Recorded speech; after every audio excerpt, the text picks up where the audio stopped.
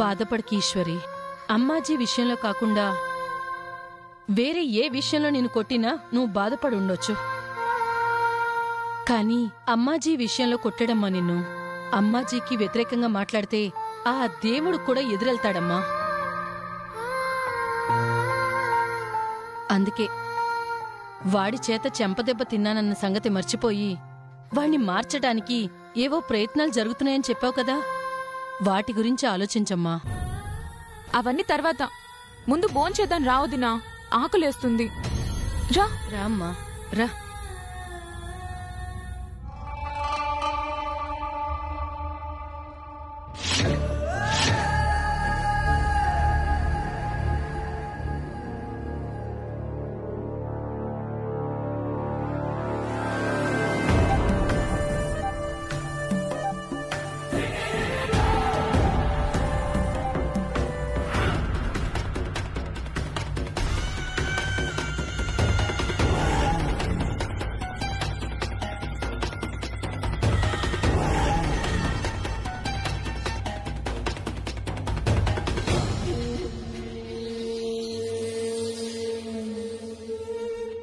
అమ్మ దొంగ పిల్లిలా అలా తొంగి చూస్తుందేంటి? అంటే ఏదో జరుగుతుంది.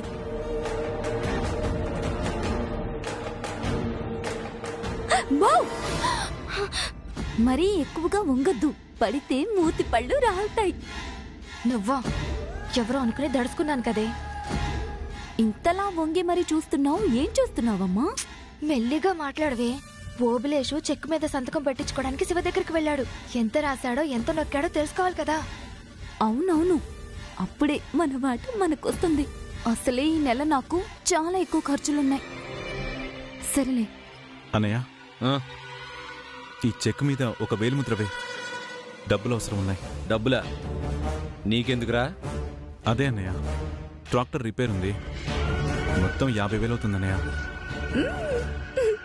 నిజంగా రిపేర్లకేనా లేక నీ తాగుడు తందనాలకా? లేదన్నయ్య, అన్నీ మానేశాను. అబ్బా, పెద్దమ్మ ఓబ్లేష్ అన్నయ్యని ఎందుకని పంపింది? అసలే శివన్నయ్యకి వాడి మీద నమ్మకం లేదు, ఆవిడే వెళ్ళొచ్చు కదా. ఇప్పటికే శివ దగ్గర చెయ్యి చాచాల్సి వస్తుందని సిగ్గుతో చచ్చిపోతుంది. నేరుగా ఇంకేం అడుగుతుంది? నేను మారిపోయాను. అన్నయ్య ఒక్కడికి పని ఎక్కువైపోతుంది, నువ్వు కూడా సాయం చేయని అమ్మ చెప్తేనే ఇదిగో ఈ ట్రాక్టర్ రిపేరు ఇవన్నీ చూసుకుంటున్నాను. ఇక నుంచి నువ్వు ఏం చెప్పినా నేను చేస్తానన్నయ్య. అయితే మంచిదిరా. ఇప్పటికే నువ్వు చెడిపోతున్నావని అమ్మ బాధపడుతుంది. ఆ చెక్కిటు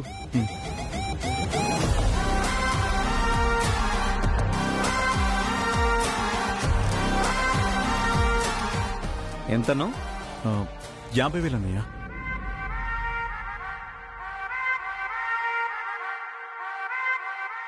ఇదిగో 5.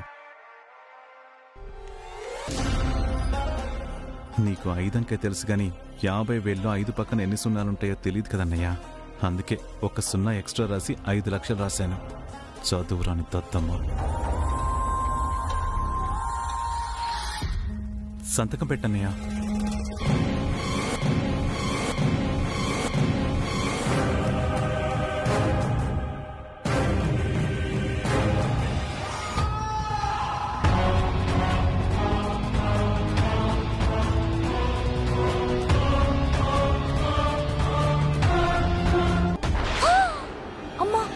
వదినొస్తుంది.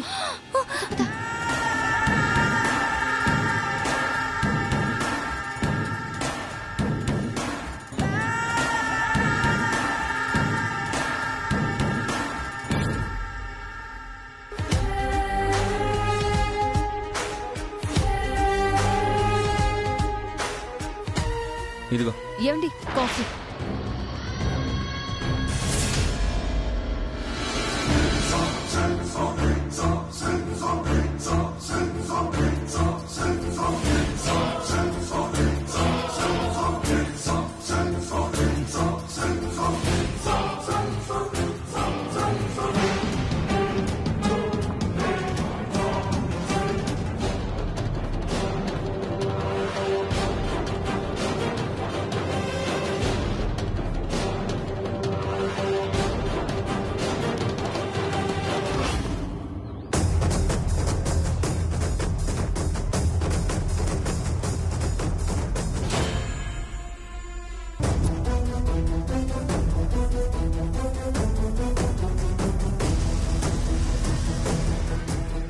అమ్మా వదిన చెక్ చూస్తుంది. చూస్తే చూడండివే, అక్కడ ఎంత రాశాడో తెలుస్తుంది గాని ఓబులేషు శివకి ఎంత చెప్పాడో తెలియదు కదా. 5 లక్షలా? ఇప్పుడు 5 లక్షలు ఓబులేష్ కిందకి ఇస్తున్నట్టు?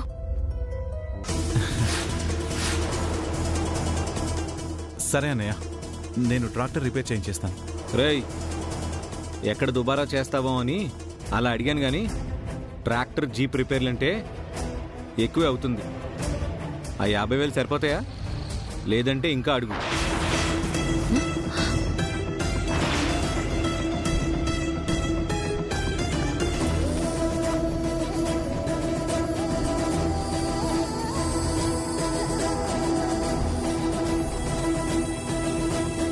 అలాగే అన్నయ్య, అవసరమైతే అడుగుతానులే.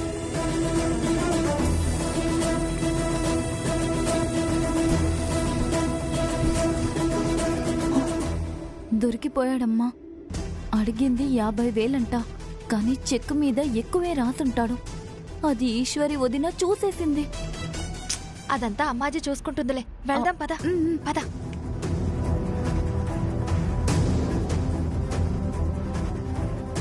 ఏం ఆలోచిస్తున్నావు? ఏం లేదు. ఇప్పుడు ఇది చెప్పినా వాళ్ళేదో ఒకటి చెప్పి తప్పించుకుంటారు. మళ్ళీ మా అమ్మని అవమానిస్తావా అని నన్ను అంటారు.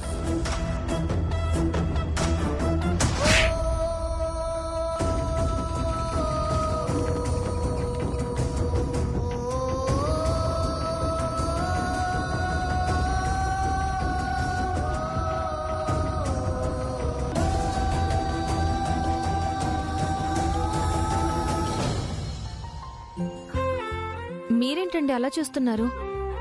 అది నిన్న కొంచెం బలంగా చేవిసిరాను కదా. గట్టిగా ఏమైనా తగిలిందేమో అని. అబ్బో, మీకు ఆవేశపడ్డమే తప్ప ఆలోచించడం కూడా తెలుసా? మరి ఎక్కువ ఆలోచించకండి. మళ్ళీ నా మీద ప్రేమ ఎక్కడ పొంగుకొచ్చేస్తుందో అని అపార్థం చేసుకుంటాను.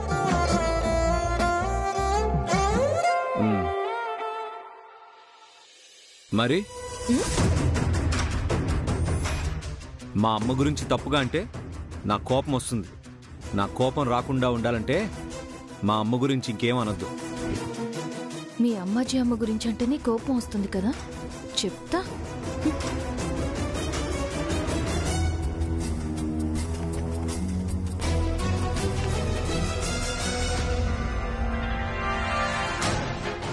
మావయ్య, అత్తయ్య,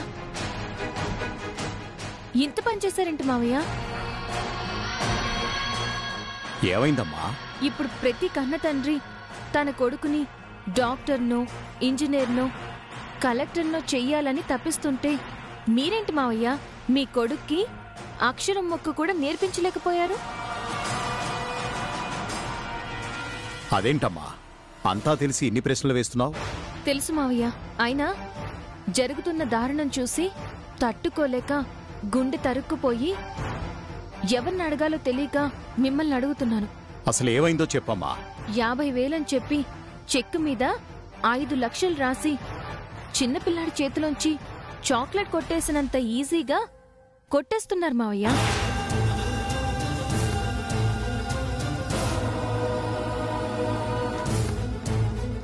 దానికి కారణం చదువు లేకపోవడం వల్లే కదా మావయ్య. ఒక్క 0 తేడాతో 1000 లక్షలుగా మారిపోతాయన్న సంగతి తెలియక ఎంత దారుణంగా మోసపోతున్నారో చూడండి. పోని చెప్దామంటే అమ్మాజీకి వ్యతిరేకంగా ఏం చెప్పినా సరే ఆయన వినే పరిస్థితుల్లో లేరు. అదే కదమ్మా అసలు సమస్య. అసలు మనం ఏం చెప్పినా వాడు వినే పరిస్థితుల్లో లేకుండా చేసేసింది. ఎక్కడ శివ చదువుకుంటే తెలివి మీరి తన మాట వినకుండా పోతాడేమోనని బడిలో కూడా చేర్పించలేదు ఆ రాక్షసి. ఎక్కడి నేను చదువు నేర్పిస్తాను, ఎక్కడ నా మాట వినేస్తాడు అని నన్ను శత్రువుని చేసేసిందమ్మా. ఇంకా వాణ్ణి బలవంతం చేస్తే ఎక్కడ నాకు శాశ్వతంగా దూరం అయిపోతాడేమోనని భయపడి ఏమీ చేయలేకపోయానమ్మా. అక్కడే తప్పు జరిగింది మావయ్య. కష్టమో నష్టమో 4 తగిలించైనా సరే బలవంతంగా చదువు నేర్పించుంటే ముందు మిమ్మల్ని శత్రువుల్లా చూసినా ఆ తర్వాత ఆ చదువిచ్చిన జ్ఞానంతో మంచేదో చెడేదో తెలుసుకుని ఉండేవారు. ఇప్పుడు చూడండి, తన చుట్టూ అంత అన్యాయం జరుగుతున్నా కొంచెం కూడా తెలుసుకోలేకపోతున్నారు. ఈ రోజు లక్షల్లో జరిగిన మోసం రేపు కోట్లై మొత్తం ఆస్తిని దోచుకుపోవడమే కాకుండా ఆయన ఏం చేస్తారోనని భయంగా ఉంది. అదేనమ్మా మా భయం. ఎలాగైనా వాడికి అమ్మాజీ నిజస్వరూపం తెలిసేలా చెయ్యాలి. అక్కడే మనం తప్పు చేస్తున్నాం అత్తయ్య. మనం అమ్మాజీ గురించి ఎంత వ్యతిరేకంగా చెప్తుంటే ఆయన ఆవిడికి అంత దగ్గరవుతున్నారు. అసలు మన మాటే రుచించినప్పుడు చెప్పే నిజం కూడా చేదుగానే ఉంటుందత్తయ్య. ఇప్పుడు ఏం చేయాలో అర్థం కావట్లేదమ్మా. తప్పేదో ఒప్పేదో తెలుసుకునే జ్ఞానం రావాలి మావయ్య. అంటే ఆయన చదువుకోవాలి.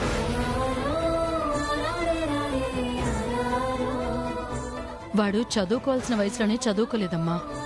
ఇప్పుడెలా చదువుకుంటాడు? అసలు చదివించడం సాధ్యమా? కష్టమే అత్తయ్య, కాని అసాధ్యమైతే కాదు. అమ్మాజీ తన అవసరానికి ఆయన్ని చదవనివ్వకుండా చేసినప్పుడు మన అవసరానికి చదివేలా చేయలేమా? దానికి టైం పడుతుంది. కానీ ఈలోగా అమ్మాజీకి వ్యతిరేకంగా మనమెవ్వరం మాట్లాడకూడదు. ఒకరిని మన దారిలోకి తెచ్చుకోవాలనుకుంటే ముందు మనం వాళ్ళ దారిలోకి వెళ్ళాలి. వెళ్దాం, వెళ్ళి తనని మన దారిలోకి మళ్ళిద్దాం.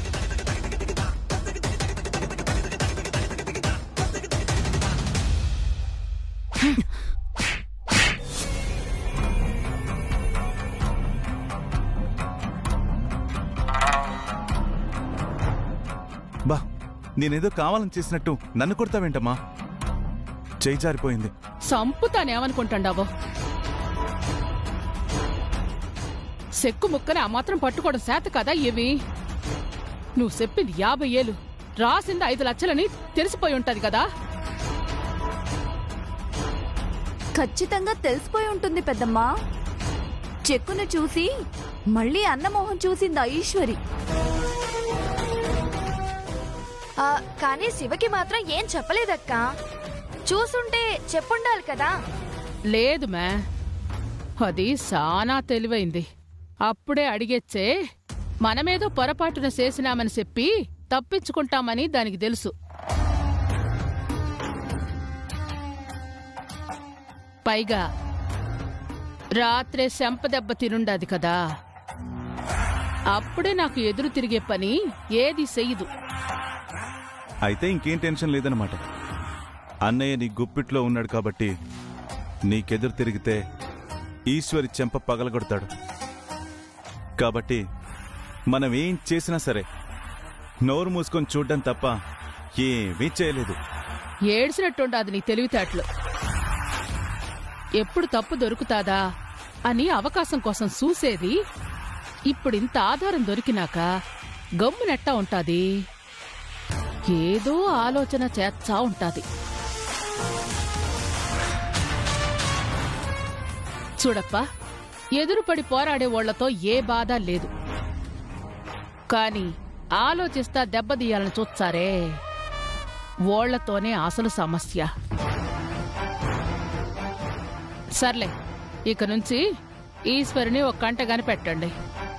దాని ఆలోచన ఏందో తెలుసుకోండి. ఇక నుంచి మీరిద్దరు అదే పనిలో ఉండాలి. మీ మీద అనుమానం లేదు కాబట్టి పక్కనే ఉంటూ మెల్లిగా దాని గుట్టు లాగండి. అలాగే పెద్దమ్మా, అదంతా నేను చూసుకుంటాను. కానీ మాకు రావాల్సిన వాటా మాకిస్తే మేం వెళ్ళిపోతాం. ఏం వాటామే? అదే పెద్దమ్మా, 50,000 అని చెప్పి 5 లక్షలు నొక్కేశాం కదా, అందులో వాటా.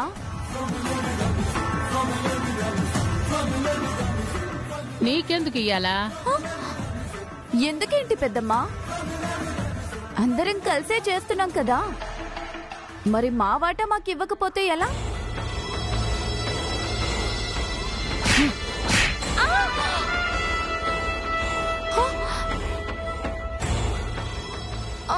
అక్క, అది వాట అడిగితే నువ్వు నన్ను కొడతావేంటి?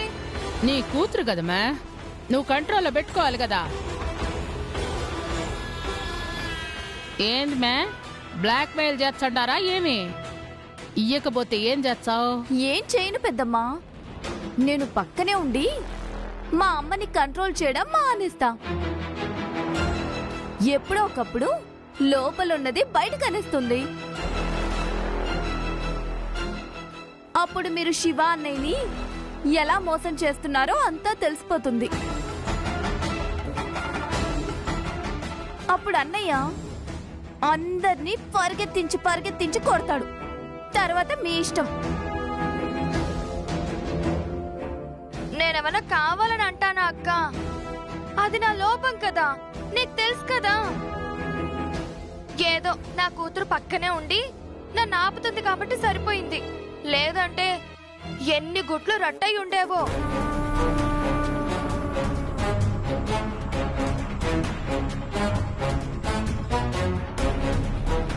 సర్లే, బ్యాంకుకు పోయి ఆ చెక్కును మార్చి అమ్మికి కావాల్సిన డబ్బు ఇచ్చిరా పోపా.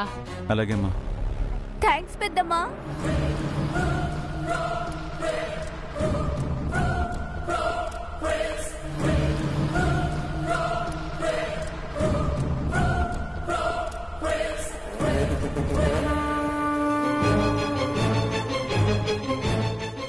యాభైకి 100కి నా కాడ చెయ్యి జాచేటోళ్ళు ఇప్పుడు నన్నే బ్లాక్మెయిల్ చేచ్చండారు. దీనంతటికీ కారణం ఆ ఈశ్వరే. అదొచ్చినాకనే పరిస్థితులన్నీ ఎదురు తిరుగుతాండాయి. ఏదో పేరు కోసం పోయి దాన్ని పెళ్లి చేసి దాన్ని తెచ్చుకొని ఇంట్లో పెట్టుకుంటే నాకు తల కొరివిలా తయారైంది. ముందు దీని లెక్క ఏందో చూడాలా, తేలుచ్చా, దీని లెక్క తేలుచ్చా.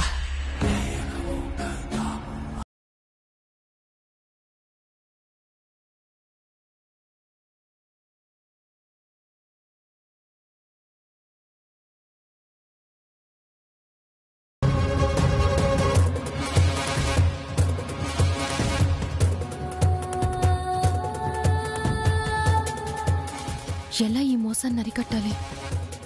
అమ్మాజీకి వ్యతిరేకంగా ఏం చెప్పినా ఈయన నమ్మరు కాబట్టి అమ్మాజీకి అనుకూలంగా ఉంటూనే ఏదో చెయ్యాలి అనుకుంటున్నాం. సరే, దానికోసం ఏం చేయాలి?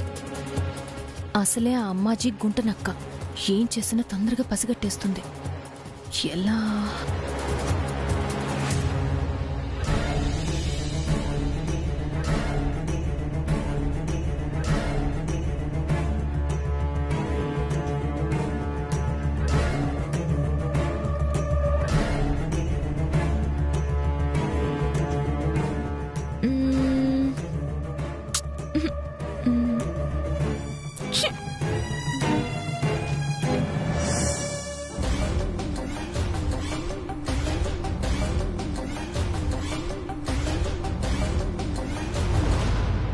లావణ్య, ఏం చేస్తున్నావు? ఏం రాస్తున్నావు? ఎందుకు చించి పడేస్తున్నావు? డిస్టర్బ్ చేయొద్దు దినా. అబ్బో, మాట్లాడితేనే డిస్టర్బ్ అయిపోయేంత సీరియస్ పని ఏం చేస్తున్నావు? అబ్బా, డిస్టర్బ్ చేద్దని చెప్పానా? అర్థమైంది. లవ్ లెటర్ రాస్తున్నావు కదూ? చిపోవదినా. నాకు అది డౌట్.